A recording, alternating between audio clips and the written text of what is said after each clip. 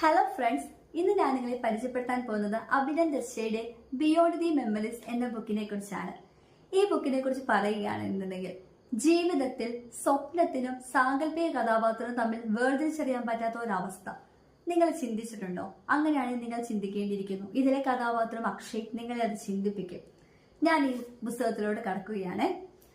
ചെറുപ്പത്തിലെ അച്ഛനും അമ്മയും നഷ്ടപ്പെട്ട ഒരു കഥാപാത്രമാണ് നമ്മുടെ കഥാനായകനായ അക്ഷയുടേത്. വലിയ കൂട്ടുകെട്ടുകളൊന്നുമില്ല. അന്നേ തന്നെ കളിക്കൂട്ടുകാരൻ രാഹുലാന്ന് പറയുന്നുണ്ടെങ്കിലും ആ ഒരു രാഹുലിനെ ഇന്നേ വരെ ഒരു മനുഷ്യനും കണ്ടെത്തില്ല കേട്ടോ. അങ്ങനെ ഇരിക്കെയാണ് ഡിഗ്രിക്ക് പഠിക്കുമ്പോൾ റാഹേലിനെ അക്ഷയ് പരിചയപ്പെടുകയും പിന്നീട് അങ്ങോട്ട് റാഹേല് എല്ലാത്തിനും അക്ഷയുടെ കൂടെ നിൽക്കുകയും ചെയ്തത്.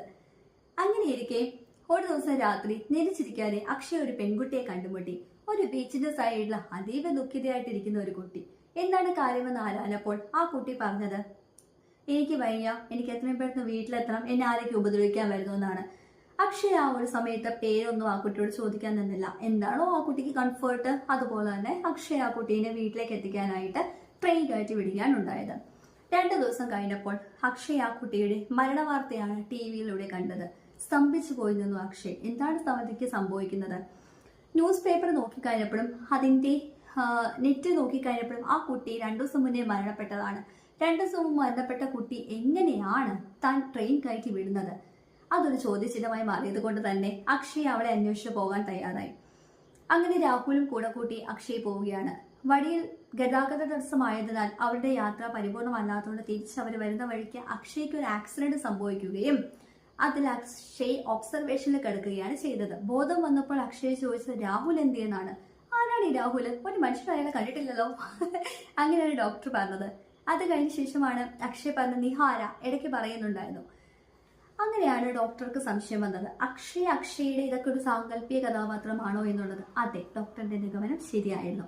അക്ഷയ് ഒറ്റപ്പെട്ട് വളർന്നത് കൊണ്ട് തന്നെ അക്ഷയുടെ ആ ഒറ്റപ്പെട്ട സമയത്ത് അക്ഷയ്ക്ക് ആരെങ്കിലുമൊക്കെ പറയാൻ എന്തെങ്കിലുമൊക്കെ വേണമല്ലോ.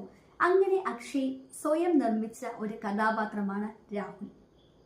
അപ്പൊ നിങ്ങൾ ചോദിക്കും, ആരാണ് നിഹാര? നിഹാര എന്ന് പറയുന്ന കുട്ടിയെ അക്ഷയായിട്ട് യാതൊരു ബന്ധവുമില്ല. അന്നൊരു ദിവസം ജോലി കഴിഞ്ഞ് വരുന്ന വഴിക്ക് ഒരു ആക്സിഡന്റ് കണ്ടു എന്നുള്ള റാഹേലിനോട് അക്ഷയ് പറയുന്നുണ്ടായിരുന്നു. അക്ഷയ് അബദ്ധത്തിൽ കണ്ട കുറച്ചു നേരം ഒരു രക്തത്തിൽ വാർന്ന രൂപം കണ്ട ഒരു പെൺകുട്ടിയാണ് നിഹാര. ആ കുട്ടിയുമായിട്ട് അക്ഷയുടെ മൈൻഡ് കണക്ട് ആയതാണ്. അതൊരു സാങ്കല്പിക കഥാപാത്രമായിട്ട് മാറിയതാണ് നിഹാര.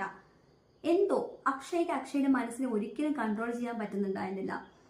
ഇതൊക്കെ എങ്ങനെ അക്ഷയോട് പറയുമെന്ന് അറിയാതെ ചിന്തിക്കുകയാണ് റാഹിൽ. പക്ഷെ അക്ഷയ് അറിയണമല്ലോ. അക്ഷയ് അറിഞ്ഞു കഴിഞ്ഞപ്പോഴാണ് അക്ഷയ്ക്ക് മനസ്സിലായത്, ഇനി താൻ ചിന്തിക്കുന്ന